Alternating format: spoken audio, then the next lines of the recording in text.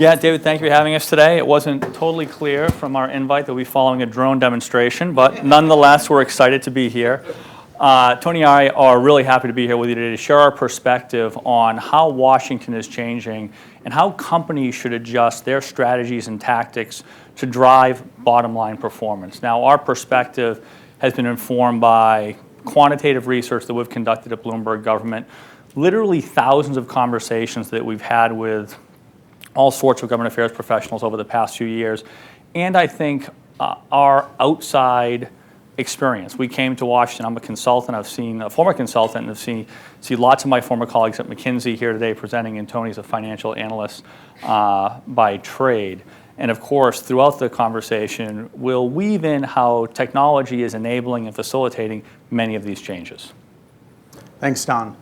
So Washington is changing. I think that's a theme that you'll hear throughout Don and I's discussion today. And I bet that if we had a brainstorming exercise with how Washington is affecting you and those changes are affecting you, we could probably fill this room with whiteboards full of those examples. And I suppose that some of that change you could probably characterize as cyclical, right? So today's environment of decreased legislation and increased regulation in terms of both quantity and complexity may eventually revert to some mean as there are changes in, Congress or the administration. But I think it's also safe to say that a lot of the change we're experiencing is systemic and structural.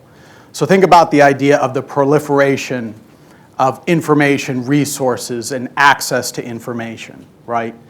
So established media isn't necessarily the go-to source of information, and information doesn't necessarily carry the same value that it once did. In 1991, Bill Clinton announced that he was running for president by having a speech in Arkansas. Hillary Clinton in April announced her presidential campaign via YouTube and Twitter. If you want the latest news on technological innovation, you might open up the business section of the Wall Street Journal, but it's probably equally as likely that you'll be checking out some technology blog throughout the day. Now, at the same time you have this change in the way that Washington works occurring, there's another fundamental change that's taking shape. And that's how executives' perception of what's happening here in Washington is impacting their fundamental core business models. So at Bloomberg Government, we used companies' 10K annual reports to study this phenomenon. And specifically, we looked at 60 companies' 10K annual reports over a period of 7 years, and we paid special attention to how much of those reports was dedicated to discussing government activity in terms of either a risk or an opportunity for those business models. And the results were simply astounding. You can see that some of the graphics on this slide capture some of those key takeaways. So firstly, in 2012, for every industry, no single driver, not the macroeconomy, the prospects of leadership changes, or the reliance on a key supplier, drove more attention than government activity and government risk related to activity in those 10K reports across all industries. Secondly, as we looked at sort of the size of the relationship between business and government, and again, for all companies across several industries and different sizes of companies, we saw the same trend. The size of the relationship grew significantly. Even in the technology sector, which has traditionally been a step or two ahead of government activity, we saw this same exponential type of growth over time with that relationship. I mean, take, for example, the subject of cybersecurity, right? Something that's fundamental to the technology industry and a policy area that, of course, is garnering tons of attention here in Washington today. In 2010, 19 companies used the word cybersecurity in their 10K report. Fast forward to 2014, over 800 companies discussed cybersecurity in depth in terms of how policy around that issue was presenting either threats or opportunities to businesses. That's incredible growth and really the sign of that second fundamental change. I think it's clear that Washington is changing and that there's a disconnect between the Home Office and the Washington office. Now, many other functional areas of companies have gone through a similar transition, moving from qualitative and input-based metrics to quantitative results-based metrics that are tied to bottom-line performance. And I think you'll see that all of these different functions have gone through it and really talk about what the results are. This is what executives care about. And we think, and we're starting to see more and more forward-looking companies, forward-looking government affairs shops of companies, start to really quantify and take a systematic approach to how they engage Washington that is much more data-driven and fact-based. So the data has been around, the relevant data has been around for a long time. Bloomberg Government is collecting more of it, connecting it together, cleaning it, adding adjacent content, and structuring it to make it more accessible and more actionable than ever. Benchmarking against your peers and your competitors is important. Understanding all aspects of the competitive landscape is important. Things like, how much are my competitors investing in this particular issue? What's their traditional strategy? Who should I use for an external lobbying firm? By the way, am I getting a good deal when I pay them? How big of a client am I? How important am I to them? What's my association doing? These are all important questions that up until now were very difficult to answer. Today, with tools like Bloomberg Government, these answers are literally at people's fingertips. And they can know these things in an instant and make better, more well-informed decisions. Now, to help folks make this transition and go from sort of an older way of doing things to a more data-driven, fact-based way, Tony and I have created a simple, straightforward framework. And like most business frameworks, it tends to simplify things, but hopefully gives folks a direction on how they should attack this.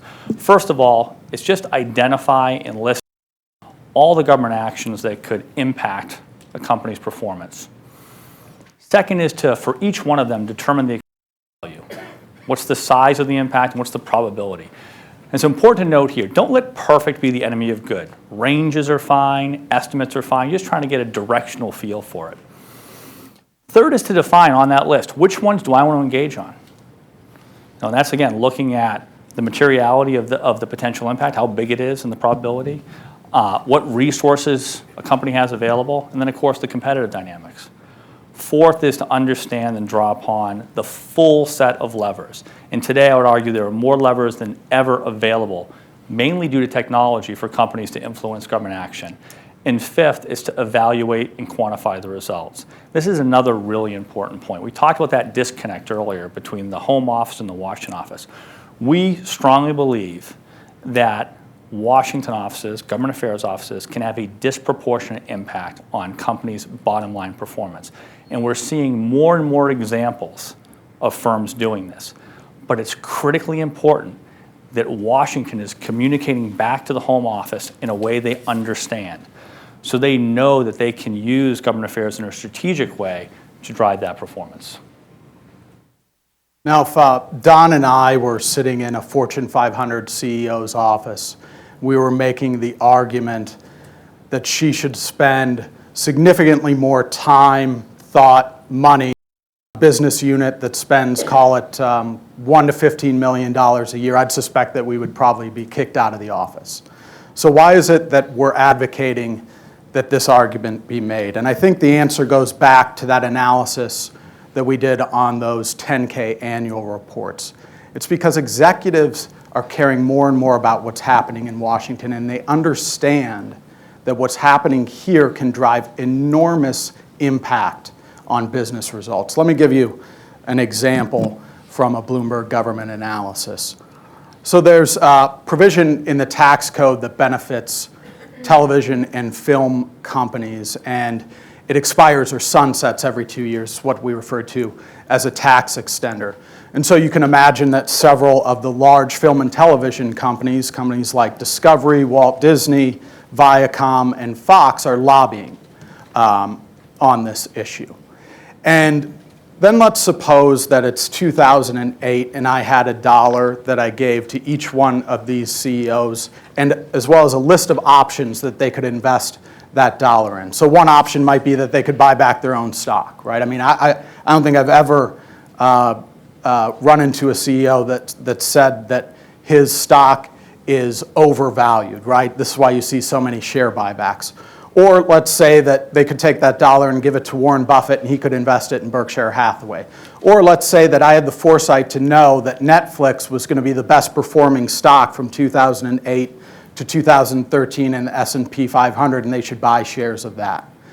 And you can see the returns on these investment options in the blue bars here. And the Netflix option is not a bad return on investment, $13 in profit. However, that return on investment pales in comparison to if you'd taken that dollar and paid a lobbyist who had in turn gotten that tax extender renewed. It generated $44 of profit on that $1 of investment, over 3 times your next best alternative. That's enormous impact. And so our argument is that you should be having this conversation with the CEO. You should be investing in the tools and data-driven processes that help you quantify your impact and prove your value, because it's those of you in this room that have the ability to drive unparalleled positive impact on your company and ultimately your shareholders' results. Thank you. Thank you.